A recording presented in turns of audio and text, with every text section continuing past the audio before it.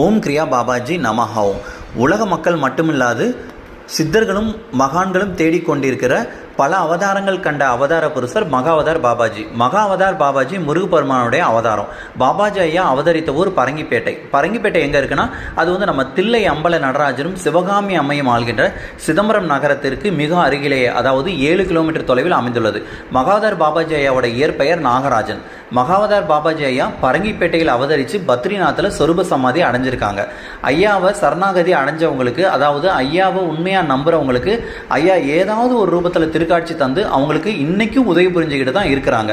இன்னைக்கு எப்படி இமயமலையில் இருக்கிற மகாவதார் பாபாஜி கோவைக்கு உலக மக்கள்லாம் தேடி போயிட்டு இருக்காங்களோ, அதே மாதிரி பாபாஜி ஐயா பிறந்த ஊரான, அவதரித்த ஊரான பரங்கிப்பேட்டை மண்ணுக்கு எல்லா மக்களும் வந்து மீச்சு தான் ஆகணும்.